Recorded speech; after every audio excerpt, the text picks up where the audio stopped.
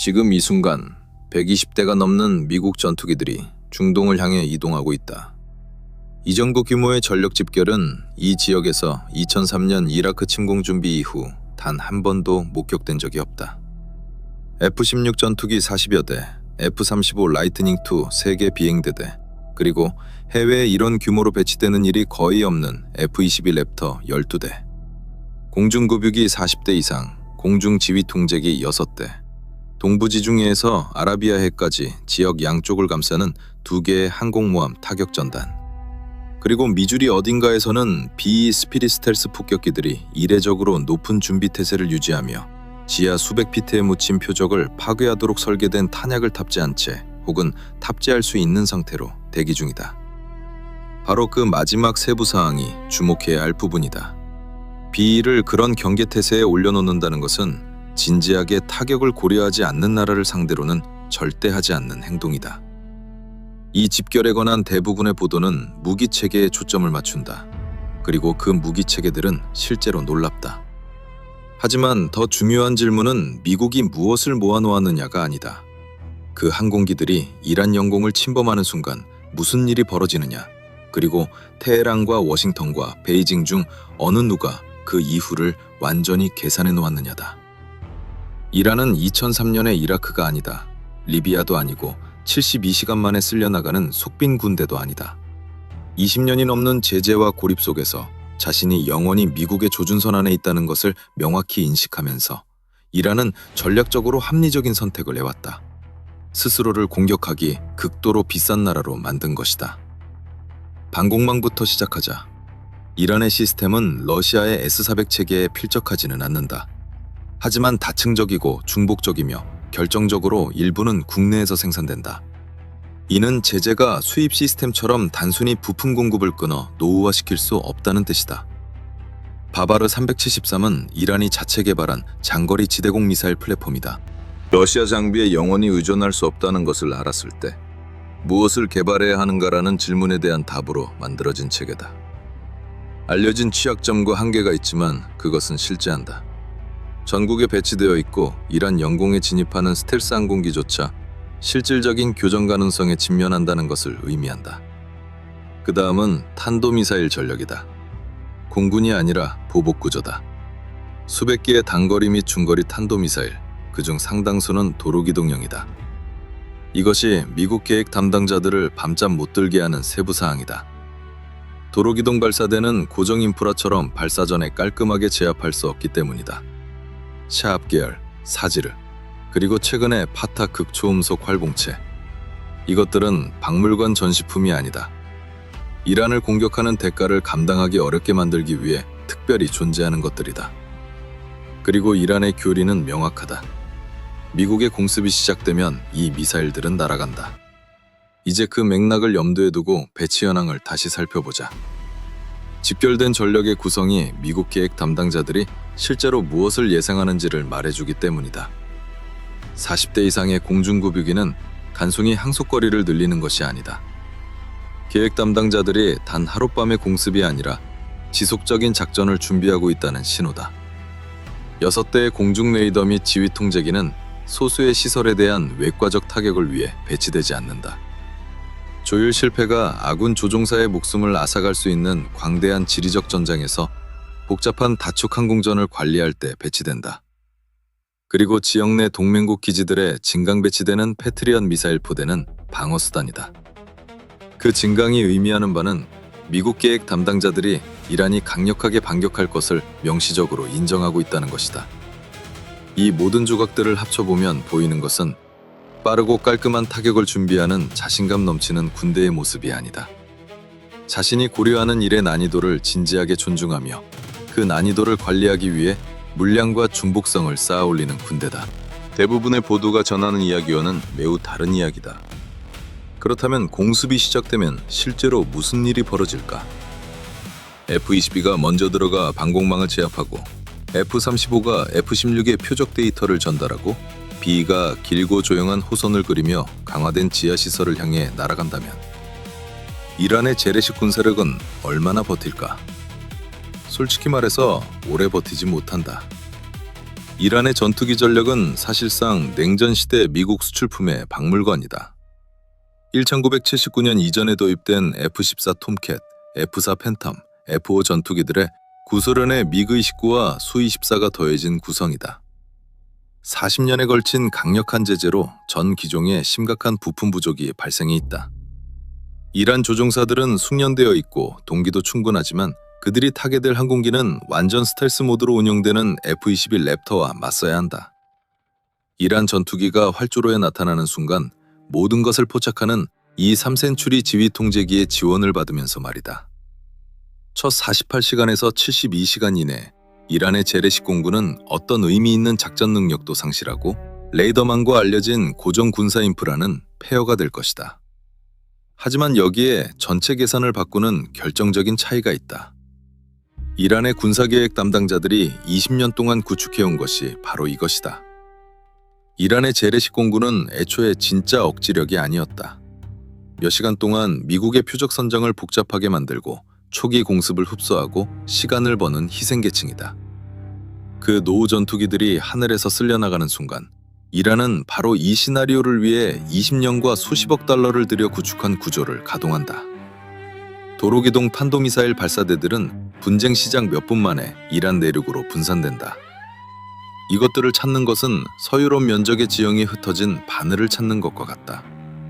저렴하고 소모성이 높으며 개별적으로는 정교하지 않은 드론 군집이 미국과 동맹군의 레이더 시스템을 동시에 여러 방향에서 포화 상태로 만들기 시작한다. 재래식 관통 탄약에 특별히 강화된 지하미사일 저장 시설들이 발사 절차를 시작한다. 문제는 이란이 미국 항공기를 막을 수 있느냐가 아니었다. 문제는 언제나 이란이 그 항공기들을 날리는 대가를 감당하기 불가능하게 만들 수 있느냐였다. 드론의 산술만으로도 충분히 불안하다. 지난 10년 동안 이란은 샤헤드 계열 배회형 탄약을 수천 기 개발하고 수출했다. 느리고 저렴하며 개별적으로는 정교하지 않지만 물량으로 방공 시스템을 압도하도록 설계된 협조적 파상 공격에서는 파괴적이다. 우크라이나가 이란산 드론 공격을 흡수하면서 고통스럽게 증명한 것처럼 아무리 첨단 방공망도 요격 미사일은 유한하다. 샤헤드 한 기를 요격하는 패트리엇 미사일 한 발의 비용은 약 300만 달러다. 샤헤드 한 기의 비용은 약 2만 달러다. 이 교환 비율이 수백 기의 동시 접근 표적에 걸쳐 곱해지는 것이 정확히 이란이 계산하는 산술이다. 그리고 지금 이 많은 패트리엇 포대가 배치되는 이유가 바로 그것이며 그것으로도 충분하지 않을 수 있는 이유이기도 하다. 그 다음은 호르무즈 해협이다. 이 지점에서 분쟁은 지역적 군사 문제를 넘어 세계적 경제 비상사태가 된다. 이 해협은 매일 전 세계 거래 석유의 약 20%를 통과시킨다.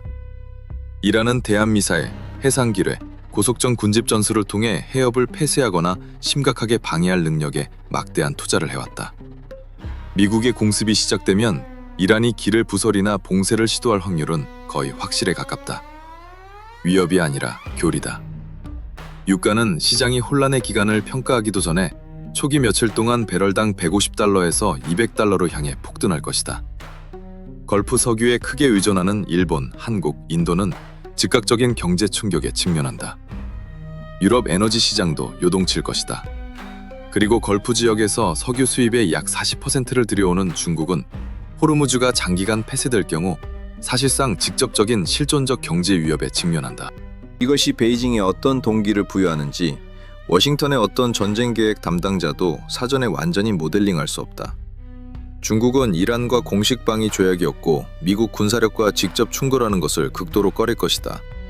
하지만 중국은 막대한 경제적 레버리지, 테헤란과의 활발한 외교 채널, 그리고 미국이 중동의 장기 분쟁에 소모되는 것을 지켜보는 것이 인도 태평양으로의 전략적 전환보다 훨씬 낫다는 심층적 전략 이익을 가지고 있다. 중국이 조용히 이란의 정보, 전자전 지원 또는 미국 공습 패키지에 관한 위성 데이터를 제공하기로 결정한다면 그것은 현재 배치된 전력이 감당하도록 설계된 범위를 훨씬 넘어서 분쟁의 궤적을 바꿔놓을 것이다. 우크라이나에 발이 묶여 있지만 이 상황을 매우 주의 깊게 지켜보는 러시아도 같은 전략적 개선을 공유한다. 미국의 관심과 자원이 중동의 수렁으로 빠져드는 것을 보고 싶은 러시아의 이해관계는 명백하며 음모론을 끌어올 필요도 없다. 모스크바의 관점에서 그것은 단순히 합리적인 국가입니다. 러시아가 이란의 전자전 능력을 조용히 지원하는 것은 황당한 시나리오가 아니다. 러시아 무기를 단 한 발도 발사하지 않고 미국의 군사작전을 복잡하게 만들 수 있는 가장 저렴한 방법이다. 이스라엘에게 미국의 대규모 이란 공습은 동시에 안도이자 즉각적인 위기다. 헤즈볼라의 전력은 오늘날 이스라엘과 마지막으로 교전한 2006년에 비해 규모와 능력 모두 비교할 수 없을 만큼 커졌기 때문이다. 이스라엘의 다층 미사일 방어체계 아이언돔, 데이비드 슬링, 에로우는 효과적이지만 며칠 또는 몇 주에 걸친 지속적인 고강도 폭격에 대해서는 무한하지 않다. 수십 년 만에 유례없는 규모의 이스라엘 민간인 피해가 대규모 이란 보복작전과 동시에 발생한다면 이스라엘 지상군 동원이 불가피해지고 지역 전체가 아무도 계획을 갖고 있지 않은 전례 없는 복잡성의 다전선 전쟁으로 빨려들어갈 수 있다. 미국 병력을 주둔시키고 주요 출격기지 역할을 할 사우디아라비아와 아랍에미리트도 자체적인 취약성에 직면한다. 세계에서 단일 시설로는 가장 중요한 석유 인프라 노드인 아부카이크 처리 시설은 이미 2019년에 이란과 연계된 공격을 받은 적이 있다. 전면적인 교전에서 그것은 1차 표적이 되며 그 파괴는 전 세계 석유 공급의 약 5%를 사실상 하룻밤 사이에 제거하여 호르무즈 충격을 진정한 세계적 경제 비상사태에 가까운 무언가로 복합시킬 것이다. 미국은 1991년과 2003년 두 차례 모두 이라크에서 항공전을 몇 시간 만에 승리했다. 전쟁 자체는 수년이 걸렸고 수조 달러의 비용이 들었으며 결론 없이 끝났다. 이란은 그 전쟁들을 극도로 세밀하게 연구했으며 하나의 핵심 통찰을 중심으로 전체 억지 전략을 구축했다. 미국의 공군력을 격퇴할 필요는 없다. 그것을 충분히 오래 견뎌내고 보복을 충분히 빠르게 분산시키고 석유 시장에, 동맹국들에게, 지역 안정에, 그리고 미국 국내 정치적 의지에 충분한 연쇄적 비용을 부과하여 작전을 지속하는 것을 감당할 수 없게 만들면 된다. 테헤란의 전략가들은 미국 계획 담당자들이 이란의 레이더 시스템을 연구한 것만큼 세밀하게 미국의 국내 정치를 연구해왔다. 이란의 어떤 분쟁에서든 최종 목표는 재래식 의미의 군사적 승리가 아니다. 정치적 소진이다. 바그다드에서 그리고 그 이전 카불에서 의지가 사라져간 것처럼 계속할 의욕이 워싱턴에서 사라질 때까지 비용을 천천히 쌓아 올리는 것이다. 지금 이 순간 모든 급유기 항로와 모든 항공모함 비행갑판 위에 걸려있는 질문은 미국이 이란을 공격할 수 있느냐가 아니다. 그것은 분명히 할 수 있다. 질문은 첫 번째 폭탄이 떨어진 후 72시간 동안 무슨 일이 벌어지는지에 대해 신뢰할 수 있는 답을 가진 사람이 있느냐는 것이다. 그리고 지금 이동 중인 전력들이 그 답에 대한 진지한 준비를 의미하는지 아니면 세계에서 가장 비싸고 가장 위험한 허세인지다. 한국이 걸프 석유에 의존하는 비중을 생각하면 호르무즈가 막히는 순간 이것은 더 이상 먼 나라의 이야기가 아니다. 주유소 앞에 줄이 생기던 기억이 있는 사람이라면 이 계산이 얼마나 일상에 가까이 닿아 있는지 느낄 것이다. 항공기들은 준비되어 있다. 미사일들은 연료를 채웠다. 그리고 역사는 언제나 그래왔듯이 누구의 자신감에도 완전히 무관심한 채 지켜보고 있다. 과연 이 전력 집결이 진짜 전쟁의 준비인지 아니면 협상을 위한 압박인지 여러분은 어떻게 보시나요?